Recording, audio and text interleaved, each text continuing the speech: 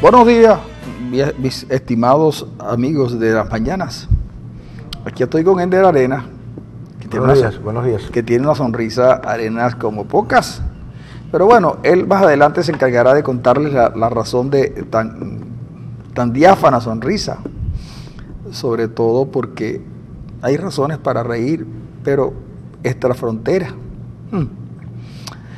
Pero ayer el presidente Maduro, en una de sus tantas alocuciones, porque ya la gente sabe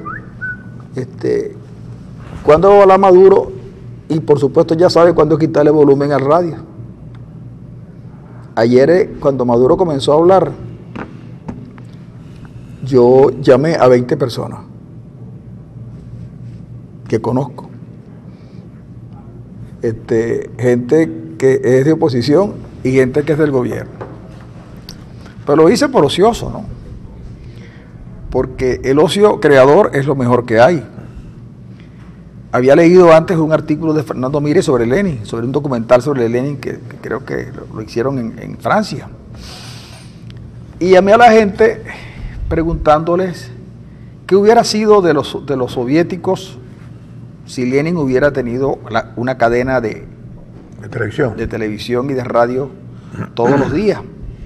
Yo creo que si Lenin hubiese tenido un aparato como ese, el mundo fuera comunista. El mundo fuera comunista. Pero porque es que Lenin de verdad era capaz de entusiasmar a la gente. Pero Fernando Mírez hace un trabajo tan bueno sobre Lenin que yo veo otra faceta, ¿no? Y mira que yo leí la biografía de Lenin escrita por Gerald Walter, que dicen que es una de las mejores. Y bueno, tú sabes que esos libros tan grandes uno va leyendo y seguramente lo leí en un momento donde Lenin de alguna manera interpretaba mis sueños. Yo les recomiendo que busquen ese artículo, ese trabajo de Fernando Mírez que está en Pro Da Vinci. Pero le pregunté a la gente, ¿tú te vio? Oye, ¿qué fue lo que dijo Maduro? ¿Maduro? Sí, Maduro está hablando. No, yo no. Llamé a un diputado del CLE para que me dijera qué había dicho Maduro con respecto a Kuczynski. Tampoco sabía. Y me dijo, déjame averiguar porque no estoy en la calle. Y entonces, ¿y ustedes no oyen a Maduro cuando...? No, pero es que Maduro, chicos, siempre dice lo mismo. Entonces dije yo, bueno, ¿no será que quién... yo, el próximo paso que voy a dar es que me voy a ir, cuando Maduro empiece a hablar, me voy a ir a una zona popular, pues, a preguntar. Porque yo no es que quiero martirizar al presidente Maduro recordándole su 75% de rechazo, sino yo lo que quiero es, oye, que busque una manera de comunicarse mejor con la gente, porque Ernesto Villegas no puede, de verdad, y no es BTV. Miren, si no fuera por los medios, que a falta de otra cosa,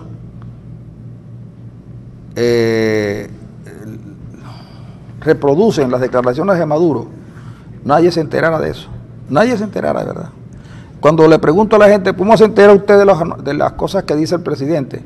Nunca me dicen, me entero por la voz. Sí, me entero porque lo oigo, o me entero porque lo veo en el diario, esa que tienen en Caracas, o me entero por Últimas Noticias. No.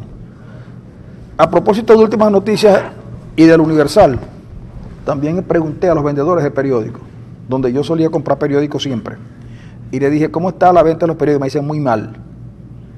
Muy mal. Es verdad.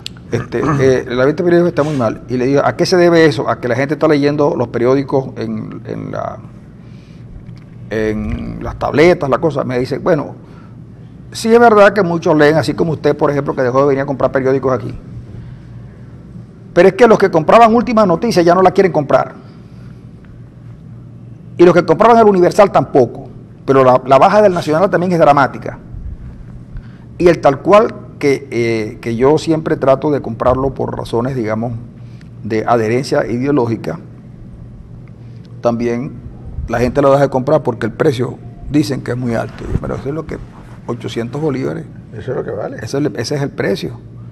Entonces, bueno, sí, pero la gente no prefiere no gastar dinero en periódico y comprar 2 plátanos. ¿Ok? Eso es verdad. Bueno, Lo cierto es que el presidente Maduro no sabe, tiene que buscar una manera, yo no sé si es que busca más bien hacer cadenas en Instagram, en Facebook, en el Periscope y en el Twitter. El problema no son los medios, Francisco, el problema es el mensajero. En este caso el problema es el mensajero. Si el mensajero fuera brillante, fuera un tipo que se conectara con los sentimientos de la gente y le dijera algo importante o que la gente o le dijera algo a la gente que le quedara, pero no, nada de eso. ¿Tú te acuerdas de la cadena que hizo la semana pasada para hablar sobre seguridad nacional y resulta que terminó cantando María Moñitos me convidió a comer plátano con arroz? Terminó cantando esa cuestión. Tú lo cantabas mejor cuando tenías 2 años. Cuando tenía 5 meses, chico. Ya lo cantabas mejor. Ya lo cantaba mejor. María Moñito me convidó a comer plátano con arroz. No, pero no decía me convidió. No, pero es que cuando estaba chiquito se cantaba eso, sí era convidió. Pero es que lo canta cuando está grande. ¿Quién dijo? Bueno, y si no aprendió que las cosas cambiaron. Es que tú te aprendiste, si tú aprendes la letra cuando eres niño y la sigues repitiendo hasta que llegas a adulto. A lo mejor pasó eso, pero lo que te quiero decir es que el país está en un drama. Lean hoy el artículo de Leonardo Vera, que también está en Pro Da Vinci. El país está en un drama. Pues bien, y además, como tú dices, tiene recursos para poder superar la crisis, pero está en un drama terrible. La pérdida del Producto Interno Bruto es del 20%. Del 20%. Imagínate tú lo que eso significa para un país. El 20% de caída del Producto Interno Bruto. Nuestra deuda externa es impresionante. Cualquier escenario futuro de Venezuela pasa por el pago de la deuda. Ustedes acuérdense que en el 2000 y tanto, en el 2007 creo que fue, el Chávez en una enorme concentración dijo: la faja petrolífera del Orinoco ya es nuestra, es nuestro, pero se pasó por el forro que Pérez lo había ya nacionalizado hacía tiempo. Pues bien, ¿sabe cuánto hemos perdido de la faja del Orinoco? ¿Cuánto le hemos dado a la Chevron, a la Rosneft y a la empresa china? El 40% de la faja del Orinoco. En el proceso de entrega de soberanía y de riqueza del país más grande, bueno, ni en los tiempos de Gómez, pues, porque hay enterrado 1.2 billones de barriles de petróleo y le hemos dado el 40% a esas empresas imperiales.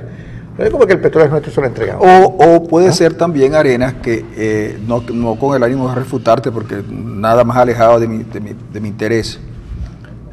Es probable que ni la Chevron, ni la Rosneft, ni la empresa china sean empresas imperiales. ¿De acuerdo? Es probable que no lo sean, porque el problema es conceptual. Pero yo te voy a decir algo que sí me preocupa. Y que realmente era lo que yo quería conversar con usted. Una de las cosas, porque tenemos muchas cosas de conversar. Muchas cosas. Es que el presidente Maduro le pidió a Delcy Eloína Rodríguez, quien ocupa el cargo, porque desempeñarse es una cosa y ocupar el cargo es otra, ¿verdad? Claro.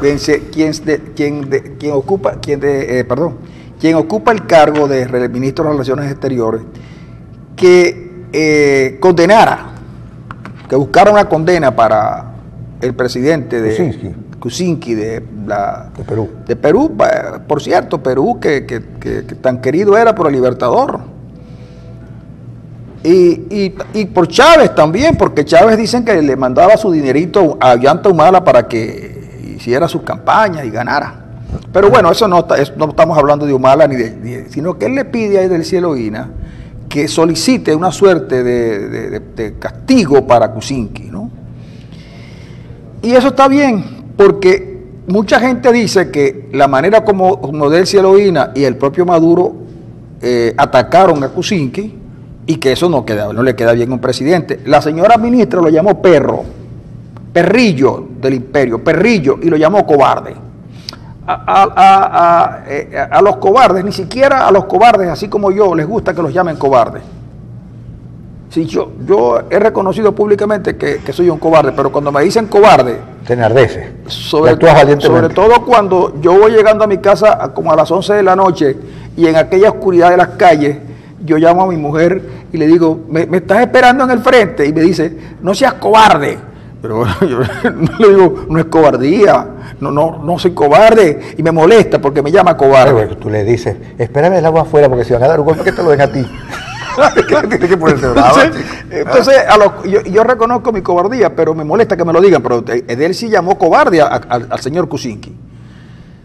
Y él lo que dijo en Estados Unidos es que los Estados Unidos poco se han interesado en América Latina porque los perros de acá están dormidos. Lo que dice él es que hay que levantar los perros y enfrentar a los Estados Unidos. Y el único caso es Venezuela, pero no es porque esté el perro dormido, es que los perros venezolanos parece ser que se contagiaron con los perros esos que usan en los aeropuertos. ¿Sí? Los perros venezolanos parece que se contagiaron con los perros que usan en los aeropuertos, que yo no sé cómo es que esos militares sacan esos perros a pasear en los aeropuertos, que a uno me da un miedo enorme porque son unos perros feos. Sí, y les gusta oler. Sí, les gusta oler. Dígame cuando un perro eso se ponía a oler a uno. Y les gusta oler cosas que no deben. No, y la otra vez, y no es nada. No deben oler bien. No, la otra vez es que el perro se me acerca y me empieza a oler. Una señora dijo enseguida, es que él quiere perro en su casa. Si yo tengo un perrito chiquitito que no sirve para esos menesteres, pero esos perros meten miedo. Bueno, a eso a lo mejor se refería este hombre, pero lo grave de eso no es que lo haya dicho Maduro, sino que Maduro le pide a UNASUR y a CELAP que castiguen a Kuczynski. ¿Y qué pasa si no lo hacen? Sobre todo ahora que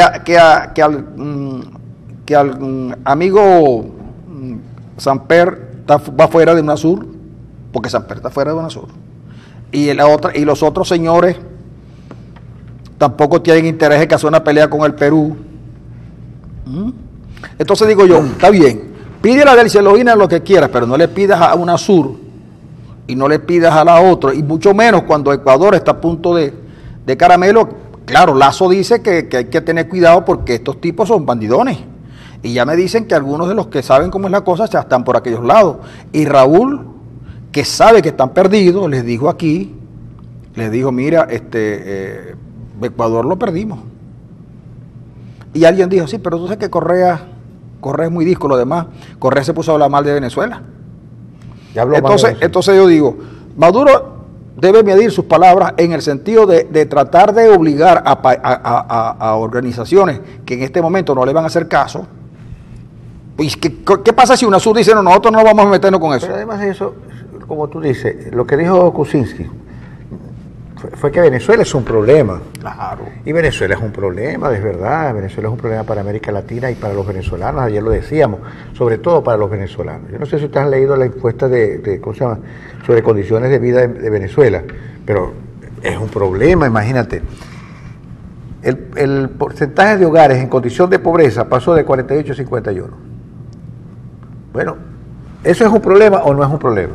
Claro que es un problema. No, chico, mira, y es perfectamente entendible que Colombia tenga cierta cautela con el caso venezolano, porque los primeros que van a sufrir, y ya están sufriendo la crisis venezolana, son los colombianos, porque los colombianos tenían un trabajo a Venezuela. Una buena parte de los problemas de tipo social de los colombianos se resolvía porque estaban cerca de Venezuela. Esa presión en la frontera muchos colombianos venían a Venezuela a buscar trabajo porque en Colombia no habían condiciones, sobre todo en la zona fronteriza, poco desarrolladas de Colombia, no había mucho trabajo y venían a Venezuela. Ahora se ha dado una situación que agrava a los colombianos. Mira, la inmigración venezolana hacia Colombia ha sido tan aluvional que si se compara la inmigración que se produjo en los primeros tiempos de Venezuela hacia Colombia por el impacto de la crisis, con la de hoy, se dan cuenta que hay un cambio cualitativo importantísimo, porque hace pocos años la inmigración que iba hacia Colombia era una inmigración bien formada, universitaria, con posgrados, con maestría, etcétera, etcétera. La migración que se produce hoy hacia Colombia es de los más pobres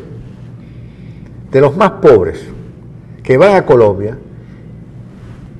Imagínense ustedes la cantidad de autobuses que hay en Colombia de venezolanos que venden baratijas, o de venezolanos que duermen en las bancas en Bucaramanga. O que andan con un cuatro tocando. Tocando con un cuatro. O de venezolanos talentosos, de verdad, que le dicen a los colombianos, yo hago lo que sé por menos. Imagínate tú lo que eso significa. Yo hago lo que sé por menos. Bueno, para que usted imagina la naturaleza es que tú te fijas, mira, de la Universidad del Zulia, una buena parte de los profesores universitarios se han ido a las universidades privadas colombianas y casi todos están aspirando a pasar a ser profesores de la universidad privada a la universidad pública, porque en Colombia la universidad pública está bien, y paga muy bien a los profesores. Y los venezolanos se están marchando, y mire, que quede constancia que lo que se está marchando es lo mejor del talento nuestro, porque hay un reclutador, hay quien recluta, vienen a reclutar. Mira, necesitamos profesores de teoría económica. Yo vi en estos días a uno de ellos que preparándose, ¿no? Tiene su trabajo, no es especialista en teoría económica, pero lo ofrecieron a él. Y él se estaba preparando, pues. Se estaba preparando para ir a... Yo le dije, pero mira, cuando él vio lo que los colombianos enseñan en esas cosas, en esa universidad en particular, me dijo, mira, no, que va, nosotros tenemos una ventaja enorme en conocimiento. Y eso es muy válido, porque Colombia está al lado nuestro.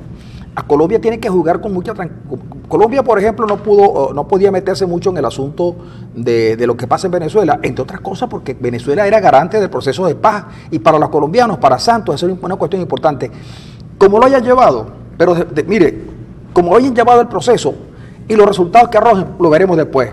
Pero cuando usted, que conoce de Colombia, que le dicen que es hermano, que usted conoce a Silvestre Dangond, pero no conoce a los líderes colombianos, conoce a Pipe Peláez, pero no conoce al liderazgo colombiano, ¿de acuerdo?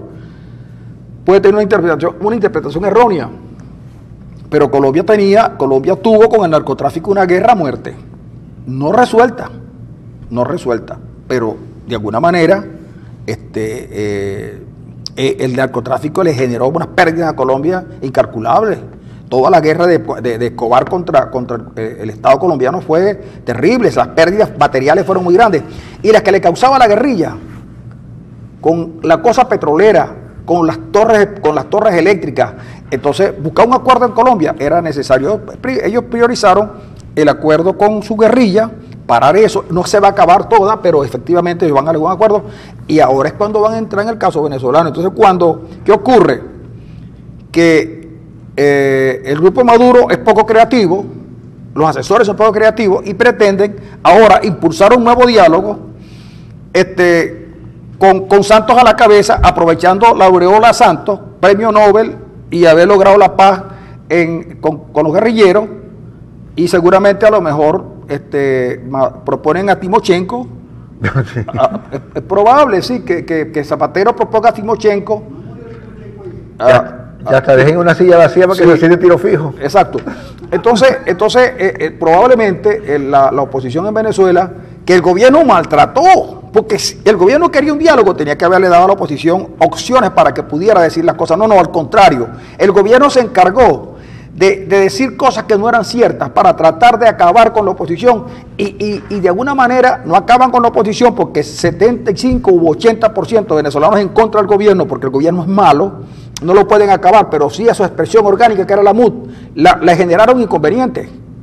Y luego les tiraron a la otra cosa. Si a ustedes no existen, y les decían que no existen, y los amenazan con todas esas cosas, el gobierno demostró que no quería diálogo, porque tú tienes el poder, y luego el gobierno tenía que ceder en algo. Mira, no vamos a soltar a Leopoldo López, pero vamos a permitir el canal humanitario, y vamos a conseguir las medicinas, y vamos a ver cómo hacemos para nombrar a un ministro de Economía que le dé cierta garantía a los venezolanos y al mundo, para que la economía, por lo menos cambiar, sin que cambie nada. Pero no. Entonces hoy el diálogo es impulsado a través de Santos, pero la gente dice, no, que va más diálogo. No.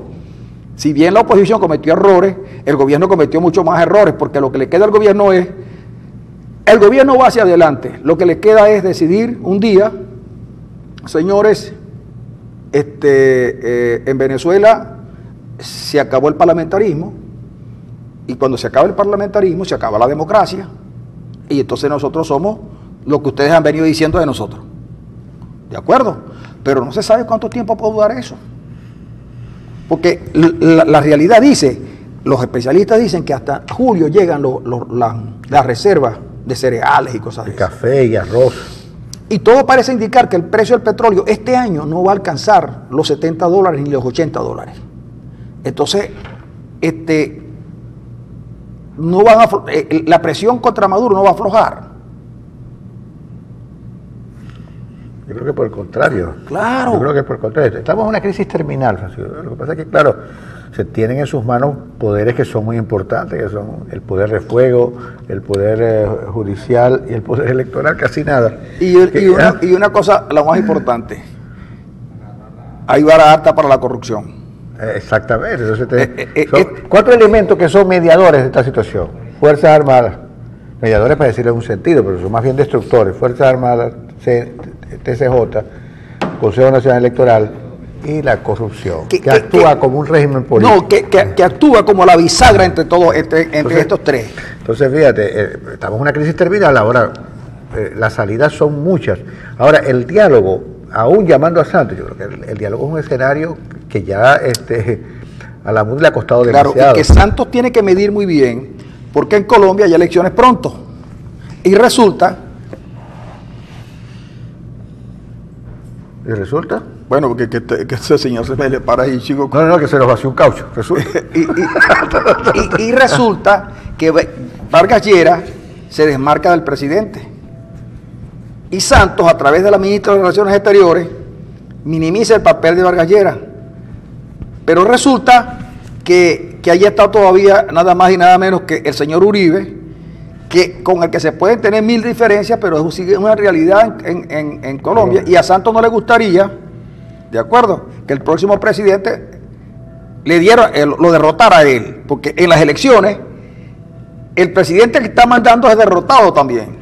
Y esa es una cosa que ha ocurrido siempre, los presidentes quieren que gane un amigo, sobre todo para protegerse de las denuncias que hay en algunos casos. Le pasa a Correa. Bueno, me dice Mario que no siga hablando de Santos porque él no es santo.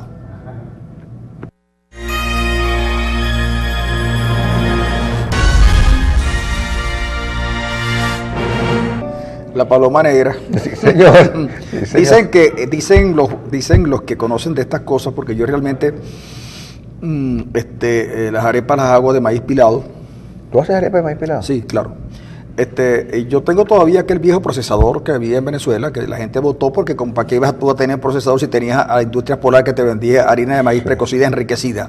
Tú no tenías necesidad, eso se acabó. El procesador de masa, ¿te acuerdas? La que había, claro. Eso pasó a la historia porque la industria, la máquina de moler es la que tengo ahora, que me permite también hacer algunos ejercicios cardiovasculares. Pero resulta que antes había una cosa para amasar que vendía un asistente, un ayudante de cocina. Asistente de cocina. Eso después que llegó Industrias Polar y nos generó la... No, pero todavía se usa, ¿no? El asistente de cocina. Sí, pero muy poco. En casi todos los hogares había esa cosa, como había un sartén.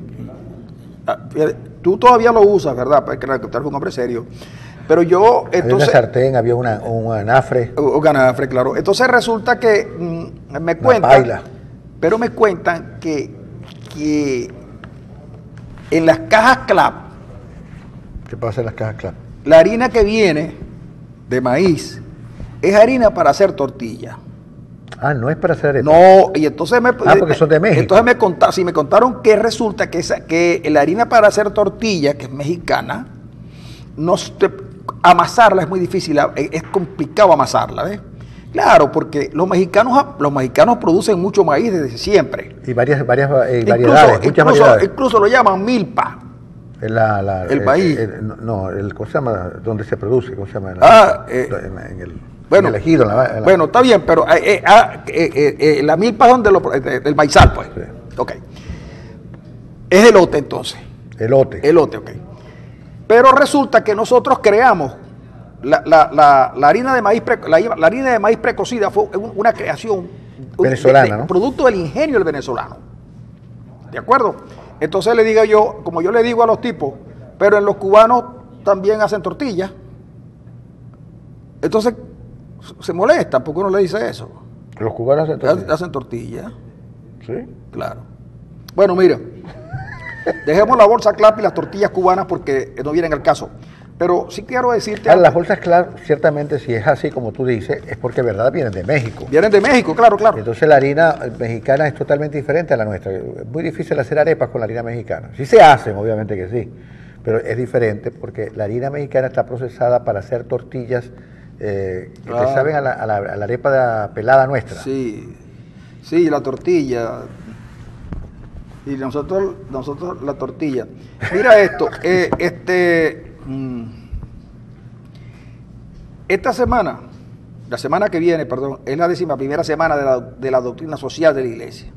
Y por tanto, la Iglesia ha logrado va a realizar una serie de conferencias en Maracaibo. Estas se van a llevar a cabo en la iglesia del Padre Claret, acá en la avenida 78, entre 3G y 3F. Y miren lo siguiente, el día domingo, a las 11 de la mañana, hay una Eucaristía inaugural en Santa Iglesia Catedral de Cabima, presidida por Monseñor William Delgado, obispo de Cabima. Y también en la iglesia Claret va a estar la Eucaristía presidida por Monseñor Ubaldo Santana y Monseñor Ángel Caraballo. El lunes 13 a las 9 de la mañana, en la Universidad Católica Andrés Bello, hay una conferencia de Monseñor Ovidio Pérez Morales, arzobispo emérito de Los Teques, sobre los aspectos bíblicos, teológicos de la comunidad política, fundamentación y fin de la misma, la persona humana y el pueblo. La persona humana. La persona sería los humanos. Pero bueno, no importa. Lunes 13, 5:30 de la tarde, en la iglesia Padre Claret, conferencia por el padre Andrés Bravo, director del Centro de Estudio de Doctrina y Praxis Social de la Iglesia de la Universidad Católica Cecilia Costa, sobre los aspectos biblioteológicos de la comunidad política. Martes 14, 5:30 de la tarde, en la iglesia Padre Claret, conferencia dictada por Monseñor Diego Padrón, arzobispo de Cumaná y presidente de la Conferencia Episcopal de Venezuela sobre la Iglesia y los Derechos Humanos, la vida política y el tutelaje de los derechos humanos, relación entre la fe cristiana católica y la política, el pecado destructor de la sociedad. Con toda seguridad, el martes 14, yo voy a estar allí a las 5:30 de la tarde y quizás también el lunes, porque quiero ir al padre Andrés Bravo, que es el director del Centro de Estudios de Doctrina y Praxis Social de la Iglesia de la Universidad Católica Andrés ¿No el padre Ugalde? Cecilia Costa. Ya, espérate un momentico, pero deja la angustia. Pero es que deja la angustia, chico, que tú contigo no se puede. Es que yo estoy angustiado. Tú pareces un ratón. No, yo soy angustiado. No, ratón no. El ratón no. Parece un ratón, chico. ¿Ah? Miércoles 15, horas 5:30, en la iglesia Padre Claret, conferencia por Luis Ugalde, sacerdote jesuita, sobre la autoridad política, el Estado y los principios que deben orientarlo, la fuerza moral, objeción de conciencia, derecho a la resistencia, derechos y deberes de propiciar y combinar penas proporcionadas a la gravedad de los delitos. Nosotros vamos a hacer un esfuerzo para ver si podemos tener acá al padre Ugalde. Estamos trabajando en ese sentido. El jueves a las 5:30 de la tarde, en la iglesia Padre Claret, conferencia dictada por el doctor Ramón Guillermo Aveledo sobre los valores institucionales e instrumentos de una democracia auténtica. Jueves 16, horas 6:30 p.m. en el seminario de Cabimas, conferencia dictada por el doctor David Gómez Gamboa, profesor de la Universidad Rafael Urdaneta, sobre la Iglesia y los Derechos Humanos. Y el viernes 17, en la iglesia Padre Claret, conferencia dictada por el doctor Guillermo Yepes Boscán, coordinador del Foro Eclesial de Laicos, sobre la comunidad política al servicio de la sociedad civil. También vamos a tratar de localizar al doctor Yepes Boscán, a ver si lo tenemos aquí, porque de verdad que tenía tiempo que no sabía de Guillermo Yepes Boscán, que es un intelectual zuliano de mucha valía. Bueno, dicho estas cosas, el tema que ustedes quieren no lo vamos a tratar hoy. No lo vamos a tratar porque... No, pero más tarde sí. No, más tarde. Más tarde sí, porque... Pero lo que sí vamos a tratar es lo de la validación. Ok. Alguien dijo que con la validación el gobierno estaba buscando una oposición hecha a su medida. Y por supuesto, no faltó quien dijera que la forma como el CNE organizó la validación, esa forma buscaba favorecer al Nuevo Tiempo y al partido de Henry Falcón. Por supuesto, arrancó la validación y el partido de Falcón se movió.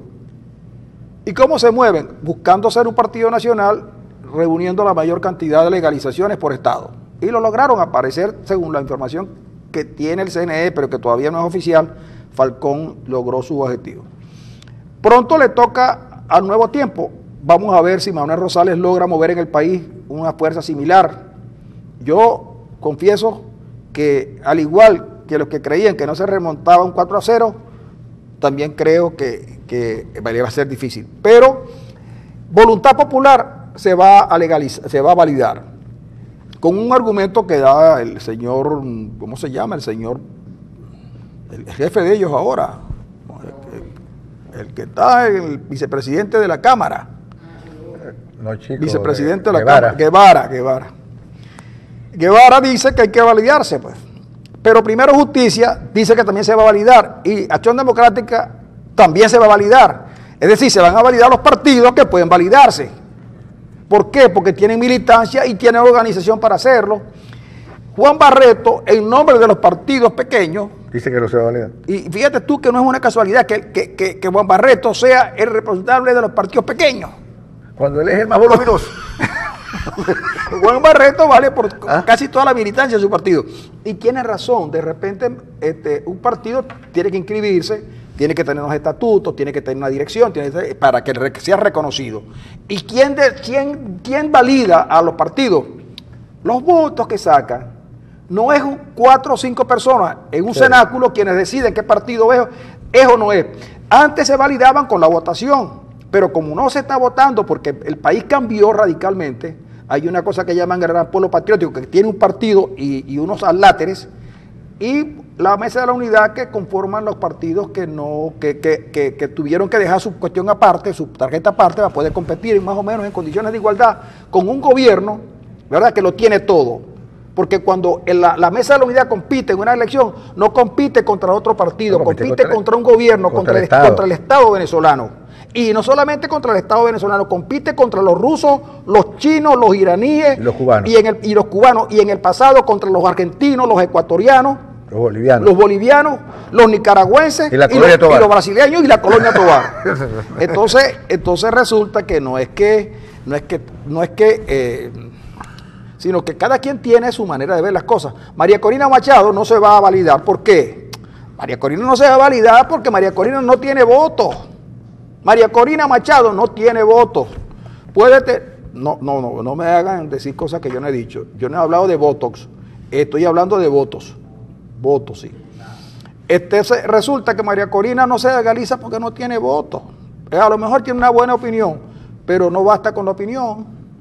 Entonces, esperemos a ver si se valida Primero Justicia, que yo creo que se va a validar. Yo creo que Acción Democrática también. Y creo que el Nuevo Tiempo puede hacerlo. Y Rosales está convocando a su gente hoy en el Palacio de Eventos en Maracaibo para bajar la línea de que, así como hicieron la campaña electoral cuando Rosales fue candidato presidencial, esta vez van a tratar de mover sus efectivos por el país buscando que validarse.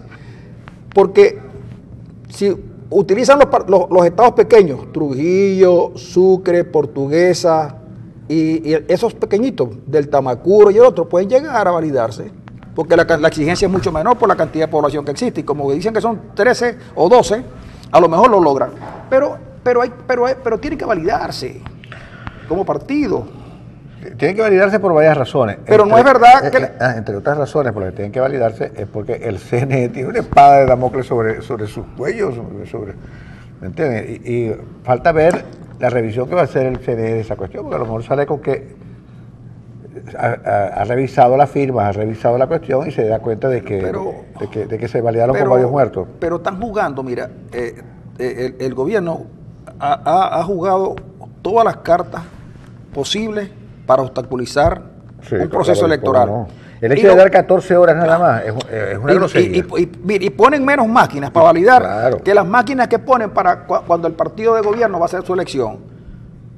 Pero aún así, la gente ya les valida. Henry Falcón les validó. Si Henry Falcón les valida, les validan todos los demás. Entonces, ¿qué van a hacer después? Bueno, van a desconocer la multa, la pueden desconocer. No deberían hacerlo. Entonces resulta que, por un lado, echan a correr la bola de que van a meter preso a Borges, de que van a meter preso a Ramos Ayub, de que van a meter preso, de que van a acabar con la MUT, y por otro lado envían a Zapatero a buscar un consenso para que Santos avale un diálogo. Cuando llegaron a Colombia, Vargas Lleras dice que Colombia no debería, así como no se me ha metido en el asunto venezolano, en lo que ha pasado, ahora tampoco, que el diálogo debe darse, pero en condiciones en que las dos personas que dialogan estén en igualdad, pero el gobierno no quiere ceder nada. Y te digo, Vargas Lleras, a pesar que fue una declaración muy procaso sobre el caso de Venezuela, de llamarnos venecos, sin embargo, fíjate, parece ser que con esa expresión interpretó mucho el sentimiento que los colombianos tienen, porque la xenofobia, mira, no es un sentimiento que está por ahí volando en el aire, ¿no? Hay tantos xenófobos allá como acá. Y esa expresión de Vargas Lleras recogió un poco el sentimiento del colombiano común que cree que los venezolanos le estamos quitando el trabajo a ellos cuando miramos masivamente hacia allá. Mira, pero hay una cosa, que lo que pasa fue que en el pasado esas expresiones se utilizaron interesadamente, sobre todo de este lado. Claro, José Vicente Rangel, por ejemplo. Pero ¿sabes qué? No, y en su momento también Rangel y otros, pero resulta que que Veneco se le decía, no en el lenguaje tuyo ni en el mío, que siempre fuimos muy amigos de Colombia, y además siempre entendimos la importancia de Colombia como vecino, e impulsamos en la universidad que se hicieran estudios conjuntos con Colombia para que esa zona fronteriza pudiera desarrollarse. Pero es que venecos eran los hijos de colombianos, venezolanos hijos de colombianos, le decían venecos porque eran hijos de colombianos nacidos en Venezuela. Y no era al principio no fue una cosa despectiva, ¿de acuerdo? Sino que era para reconocer a los mexicanos, le dicen chicanos, bueno, un poco era eso.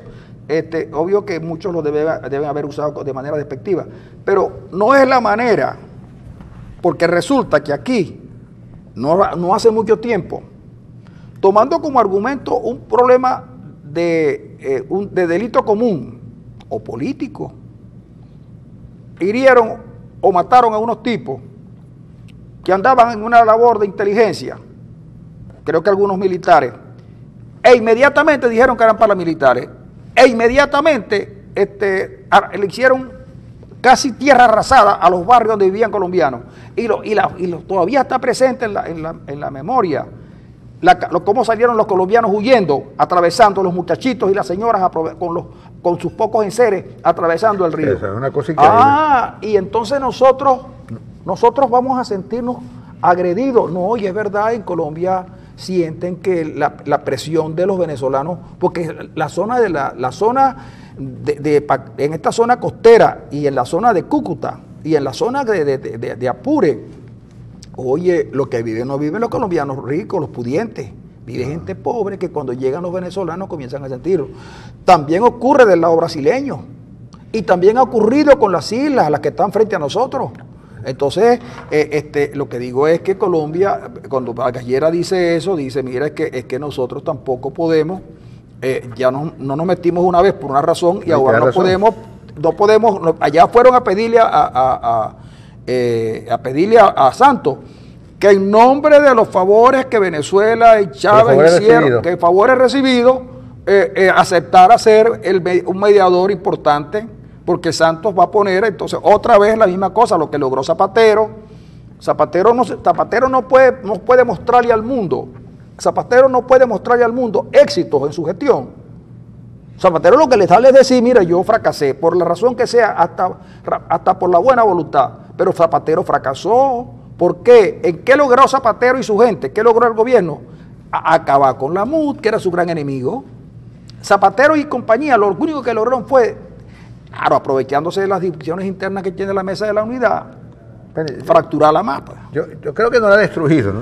Destruirla no. Eso es lo que hay. Y va a seguir allí. Yo creo que pero Zapatero de verdad que fue una especie de comodín siniestro, ¿no? Y perverso en este asunto del diálogo. Yo creo que el diálogo es un escenario, el diálogo en las condiciones en que tú lo describiste bien, está cerrado. Tú no puedes dialogar con alguien que lo que quiere es un monólogo, que lo que quiere es imponer condiciones que además que no tiene fuerza para ponerla, fuerza soberana, hablando de la soberanía popular. Pero bien, Zapatero, Fernández y Torrijos se encargaron de tergiversar totalmente ese asunto del diálogo. No hay diálogo si no se recompone un consenso normativo que está totalmente resquebrajado. El gobierno no tiene ni la capacidad ni las ganas para reestructurar, recomponer un mínimo de consenso para poder salir de la crisis. O sea, el diálogo es un escenario que en las condiciones en que lo propone el gobierno está cerrado.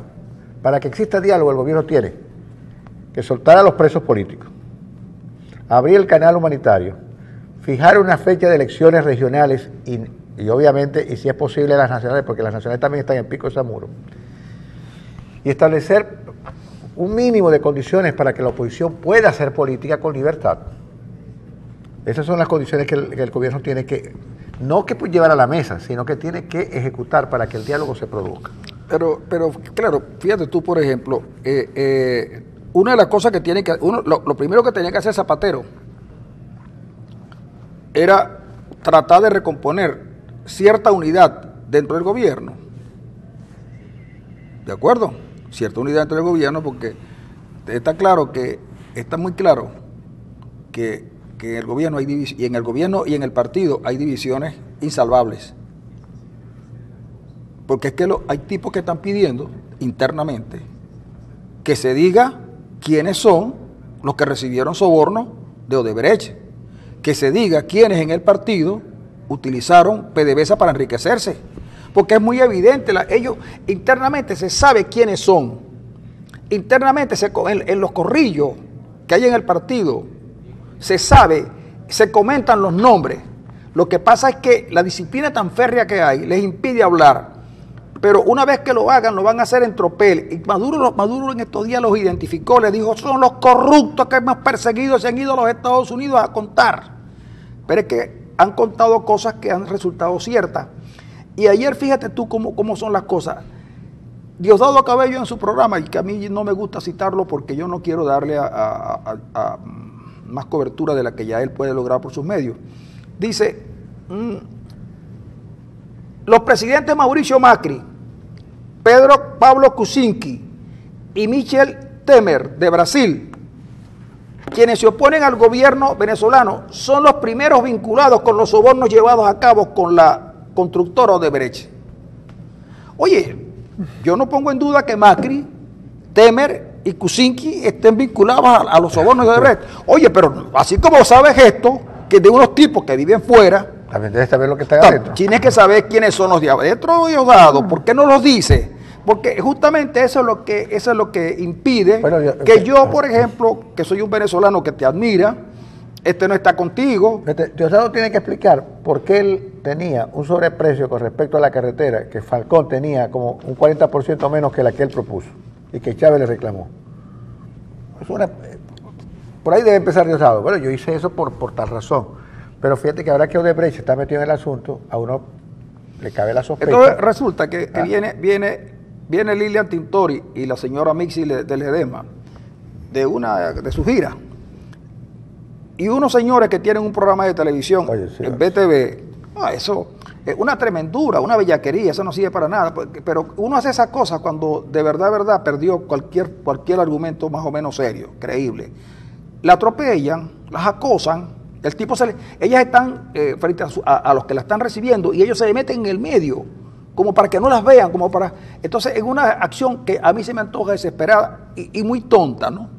Tonta e ingenua. Idiota, además. Sí, es muy tonta. Es de idiotas, alguien me dijo, no son más tontos porque no entrenan.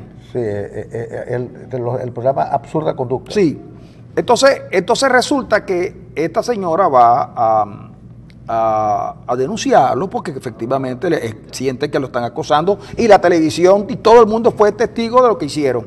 Pues él dice que no, que era peor el acoso que le hacían a ellos en la Cuarta República. Un tipo, ¿de acuerdo? Dice, si nosotros habláramos del acoso que nos tenían a nosotros en la Cuarta República, oye, un tipo que era hijo de Adeco, del Furrial, un pueblo del estado Monaga, llega a ser militar militar en este país, da un golpe y lo ponen en libertad. Sí. Chávez da un golpe, no va a los tribunales y lo ponen en libertad, a todito. Oye, algunos cometieron crímenes cuando estaban en los golpes de Estado, porque hubo gente inocente que murió. Oye, y Diosdado tiene el valor de decirle, hablarle a quién. A veces uno se Pero queda- entonces uno dice, mira, o hay un desquiciamiento, por eso es que yo sigo sosteniendo que este país, lo grave no es que esté el pueblo desquiciado, porque es normal que los pueblos se desquicien, sobre todo cuando uno va a comprar el kilo de queso y te dicen, en vez de 8, te dicen 12, y tú llevabas 12 para comprar 4.000 en otra cosa, y te dicen, no, ahora son 12, entonces tú te desquicias. Lo grave es que se desquicia el gobierno y los directivos y los dirigentes del gobierno. Eso sí es grave. Amigos, nos vamos a la pausa porque en unos instantes vamos a hablar de lo que usted quiere que hablemos.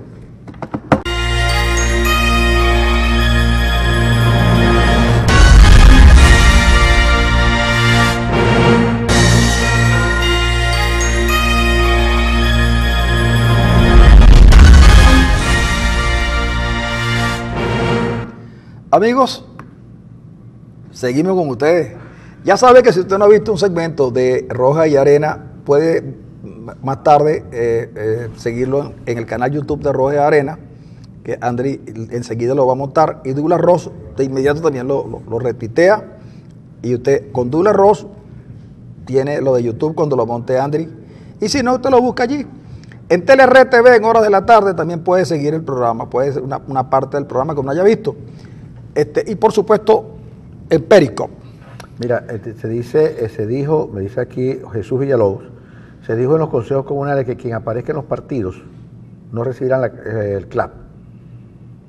Lo que se llama la lista Tascón técnica. Es probable. Es probable que eso lo hayan hecho justamente, pero de todas maneras, es poco la gente que recibe eso. Y dígame, ¿y si la masa es de tortilla? Bueno, cuando no hay pan, buenas son tortillas. Bueno, a falta de pan. Buenas son tortillas. Bueno, amigos, les cuento que en Maracaibo hubo un juego de la Copa Libertadores. Bueno. Vino un equipo brasileño, reconstruido, porque ustedes saben que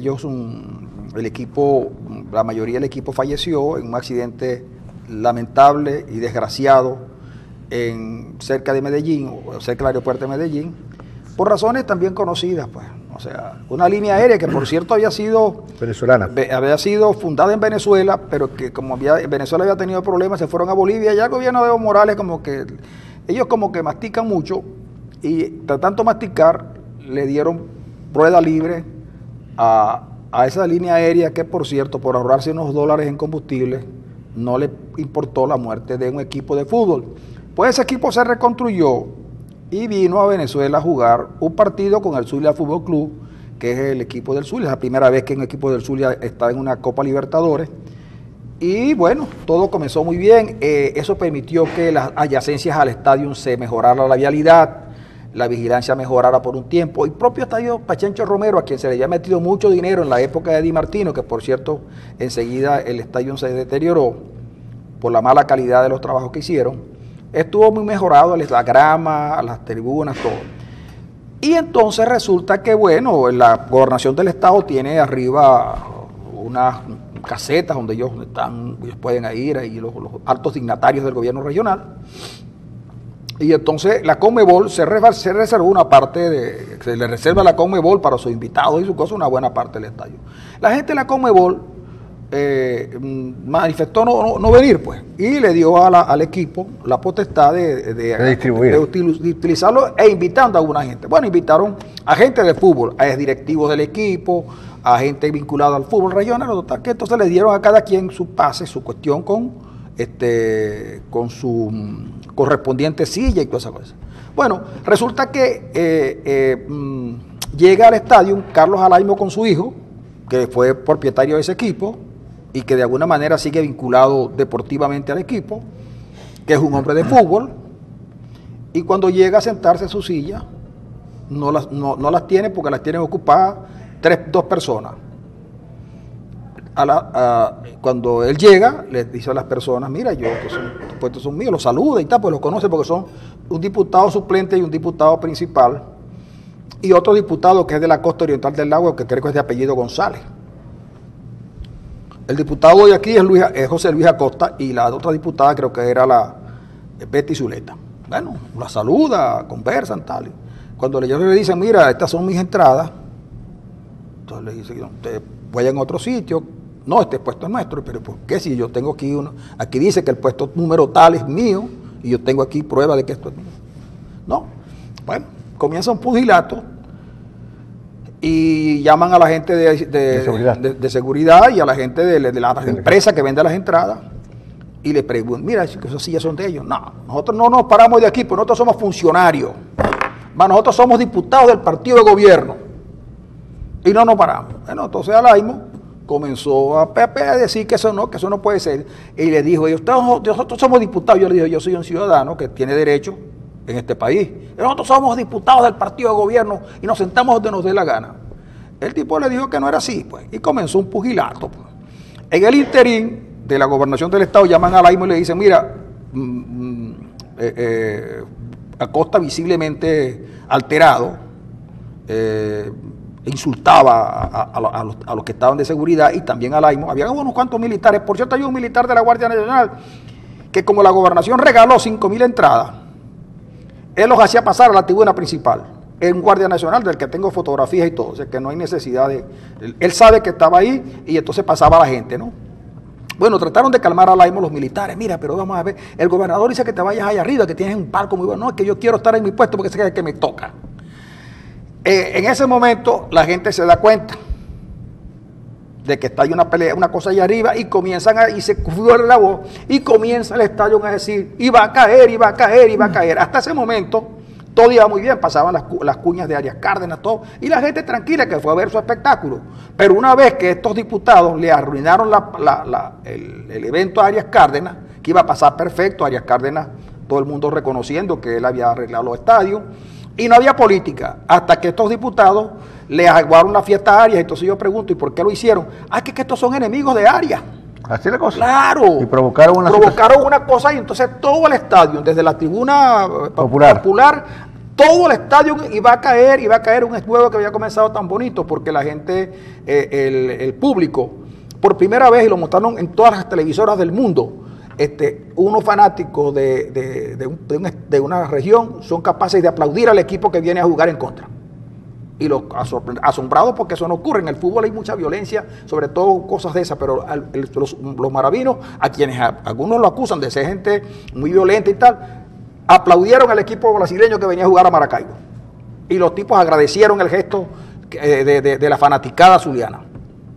Hasta que estos caballeros decidieron que ellos se sientan donde quieran porque son diputados de la cuestión. Bueno, el estadio le ha metido una pita enorme. Después se convirtió todo, y va a caer, y aquello era una cosa que se sentía en la avenida Delicia, el estruendo. En la Limpia, en toda la zona esa circunvecina, en Los Olivos, en la cosa, y la gente no sabía qué estaba pasando, pensaban que era que Venezuela había hecho 10 goles, como hizo el Barcelona. Pues no, hermano, aquello fue, y entonces dicen, oye, Arias en el fondo hasta mala suerte tiene. Iba todo perfecto, no había nada que enturbiara la gestión de Arias con el Pachencho Romero. Pero llegaron estos caballeros a nombre de que son diputados y del partido de gobierno, y la pita es enorme. Bueno, yo pregunto, por supuesto, ¿qué pasó? Y me dicen, no, es que estos son enemigos de Arias. Y yo le digo, Arias, con esta gente... Ahora, el problema no solamente que son enemigos de Arias, en este caso son enemigos del ciudadano, chicos. Del ciudadano, claro. Porque se amparan en la representación que dicen tener para violentar y para agredir a un ciudadano común y corriente, porque más allá de del significado que tiene Carlos Alaimo, que es un empresario, que es dueño de un periódico, que inclusive quiere ser candidato a alcalde, es un ciudadano común y corriente. Entonces, Acosta, que no ha perdido los malos bríos que tenía desde que era dirigente estudiantil, se pone a gritar y a desgañitarse allí, asumiendo de que él es diputado. ¿Diputado a quién representa? ¿A quién representa Acosta? O la señora Zuleta. Entonces, no tiene sentido. Pero la gente del gobierno suele ser brava, además suele ser brava. Así le pasó, ¿te acuerdas? Así pasó con Barreto, precisamente, en un estadio de béisbol, creo que fue. Con una corregidora, no sé dónde fue. Yo sé pero Barreto era el alcalde. Exactamente. Y entonces agredió a un ciudadano porque le dio la gana, porque ellos son poder. El problema es que aquí tiene que haber una relación de respeto a la gente, cosa que no hay. Mire, nos irrespeta desde el presidente de la República hasta el funcionario menor. Porque cada vez que el presidente aparece en la televisión para decir la cantidad de disparates que suele decir, nos agrede. Agrede el buen sentido. Agrede el buen sentido. Porque si hay alguien realmente que se expresa en el más pobre sentido común, es precisamente el presidente. Con sus charadas increíbles. Bueno, mientras tanto, Francisco, la inflación es del 741%. pero que la anualizada, pero ya dice Guerra, es que este es un gobierno, mira, que haya sido sustituido en todo. Bueno, la Asamblea Nacional sustituyó al Banco Central. Sí, chicos, mira que en la cuestión penitenciaria los planes sustituyeron al gobierno, a la ministra. En la cuestión de seguridad, los grupos de la delincuencia son los que, cuando cobrando vacunas, ponen cierto orden.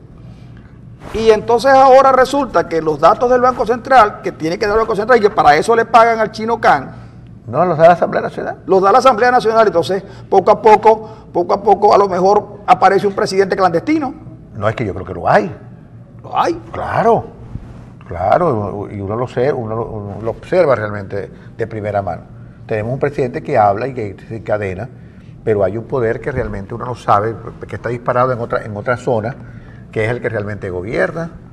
Aristóbulo no te lo dijo, pues. Aristóbulo lo ha dicho más de una vez. No, Aristóbulo tiene tiempo que no habla conmigo. ¿Ah?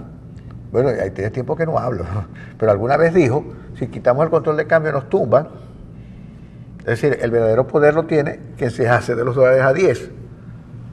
Obviamente que ese es el poder que no ha sido desplazado de ninguna manera. Bueno, mira, y como quiera que esta conversación no puede concluir sin que se hable de lo que... Ya hablamos de la parte del fútbol, la cuestión y una parte del fútbol local. Ayer jugaron un partido en la ciudad de Barcelona, en España, que por cierto, esa ciudad, esos barcelonistas son muy díscolos, que incluso se quieren separar de la madre patria. Y bueno, pero jugaban con los franceses. Yo conozco un amigo español que me dijo ayer que él, que cuando jugaba el Barcelona con un equipo del PSG, él no le importaba porque eran dos equipos extranjeros. Me dio en español, un andaluz. ¿Sí? Sí, señor. Cuando juega el Barcelona con un equipo extranjero, a mí no me importa porque son dos equipos desde fuera. Ok. Pues bien, el Barcelona había jugado con el en el Estadio de los Príncipes, que tiene un nombre bonito, Los Príncipes, ¿verdad? Ese estadio, así se debe llamar el estadio de Barinas, también el de Venezuela, de los Príncipes. ¿Y el de aquí? Entonces, el de los diputados. Y este debe llamarse, el Pachencho Romero debe llamarse el estadio de los diputados. Entonces resulta que el Barcelona perdió en el Estadio de los Príncipes, claro, con el Principado y con todas esas cosas que tiene que ver con los franceses, 4-0, prácticamente imposible a remontar. Bueno, y fueron a jugar, pero el fútbol dice que es una caja de sorpresa y debe serlo. Y entonces los tipos vienen y hacen 3 goles. Y la cosa va para adelante, pues. Entonces de repente vino uno que llaman Cavani, uruguayo, vamos a hacer. Que tiene una historia terrible, ¿se acuerda? Sí, pero no hablemos de la historia porque Harpa no está aquí. Entonces resulta que viene Cavani y hace un gol y los tipos se emocionan. Y por supuesto emociona no al jugador, no, la emoción mayor no estuvo del lado de los franceses, porque los franceses ya no se emocionan por eso, porque tienen tanto problema con la inmigración y con los musulmanes que ya no se dan cuenta del fútbol, sino los que más se emocionan son los fanáticos del Real Madrid, que empezaron a hacer, aquí en Maracaibo comenzaron a multarse para hacer caravanas y todo. Para hacer caravanas, tenían todo listo en la 72. Y entonces resulta que siguen jugando y el Barcelona, poco a poco, como hace la gallina, grano a grano, le llenó de goles al PSG. Bueno, gana el Barcelona y entonces viene lo otro. Los fanáticos del Real Madrid, que lo tengo que decir porque a mí me lo dijeron, fueron ellos, dicen que, primero, 2 penaltis que le hicieron al Barcelona no eran penaltis. Uno de los goles fue posición adelantada. El gol de Suárez fue posición adelantada. Hay 3 goles menos. 3 goles. 2 penaltis que no le cantaron al otro equipo, que eran 2, ya eran 2 goles. Ya goles a favor. Sí, 2 goles a favor, sí, contra ninguno. Sí, pero 2-0 iban ya. 2-0. Uno de los goles lo hicieron en el minuto 94. 94. Y habían dado más tiempo que el que tenía que dar. O sea que 4 goles anulados. Hubo un gol de tiro libre de Ronald, de este muchacho, ¿cómo se llama? Neymar, y otro gol más.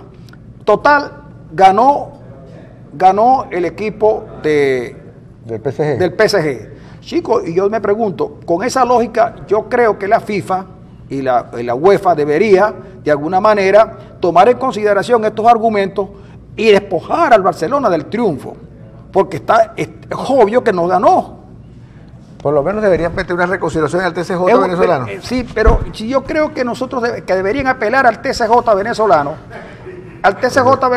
y buscar al zuliano, que es el que elabora todas las sentencias esas que son ganadoras. Porque es que es verdad, mira, es increíble, y yo lo que digo es lo siguiente. Tú sabes que aquí hay un madridista que es el que controla el estudio, que sí. está diciendo que nos despidamos ya, y faltan 5 minutos. Es que nos podemos despedir. 5 minutos faltan. Es que nos podemos despedir, pero el asunto es que yo lo que estoy aquí es transmitiendo lo que la gente del Real Madrid, pero sí es que tan fácil que es, por ejemplo, vamos a suponer que el Real Madrid pasa a la final con el Barcelona, y eso es fácil porque el Madrid va a derrotar al Barcelona, lo más seguro es que le va a meter los 7 goles que esto le metieron, los 6 goles que le metieron al PSG, los va a vengar. ¿Cuál es el miedo? Porque a mí me da la impresión, Arenas, que aquí lo que hay es un poquito de miedo. Dígame el tipo el señor de DirecTV. De Fútbol Total. Pablo Giral. El día anterior Pablo Giral había dicho, imposible, eso no se puede porque el fútbol está, porque ese señor sí sabe de fútbol, ¿no? Ayer, chico, no hallaba cómo explicar lo inexplicable, que esto puede pasar más de una vez. En días pasados, jugando con el Betis al Barcelona, le anularon un gol que estaba dentro, pero resulta que ese gol también lo habían anulado. Pero resulta que como tienen la cuestión, el ojo del halcón que llaman, la tecnología, descubrieron que el balón tenía como 3 metros adentro. ¿Tú ves? Pero entonces, como se vio que estaba adentro, dijeron, no, sí estaba adentro, pero Suárez estaba adelantado. Entonces, yo digo, ¿será que ser fanático de fútbol es para eso, señores? Yo por eso les digo lo siguiente. Yo no entiendo la alegría que tiene, por ejemplo, el Real Madrid, la gente del Real Madrid se alegra si el Barcelona pierde. Y justificó hasta lo indecible la victoria del Barcelona, no hablando del algún mérito tiene que tener el Barcelona para meter 6 goles. Claro. ¿Me entiendes? No. Algún mérito tiene que tener. Hablaron de los desméritos del PSG que se dejó meter 6 goles. Pero tiene un equipo, tiene una delantera envidiable el Barcelona, tiene un jugador que sobre Neymar, Messi y Suárez, que probablemente sea la mejor delantera que tiene el fútbol mundial. Entonces, ¿por qué no puede meter 6 goles? Entonces, no, hablan de que ¿cómo se llama? Unai Emery, sí. Falló la estrategia, el equipo es pecho frío, cualquier cosa se dice. Sí, pero lo llaman, ¿qué significa ser un pecho frío? Pecho frío es cuando uno está así como se llama, me vale madre, pues. Yo juego pecho frío cuando no se come un duro frío, ¿verdad? Es una cosa que te corre por el pecho y se te enfría. No, y a uno se le pone el pecho frío. Sí. Se le enfría el pecho, pues. Sí. Bueno, el equipo tiene pecho frío. Y yo, chico. Y entonces, mira, el 3-1 produjo una escena que fue desagradable, que fue Di María haciendo callar a la fanaticada del Barcelona, con una expresión grosera y además dura. Resulta que después se le volteó la tortilla, ¿verdad? Y le metieron el dedo en el ojo, ¿no? Así que... Sí, yo lo que les digo es lo siguiente. Es inútil llorar por la leche derramada, sobre todo cuando las vacas están secas y los toros están en las corridas divirtiéndose. Nos despedimos por el día de hoy, amigos, y los invito a ver DirecTV.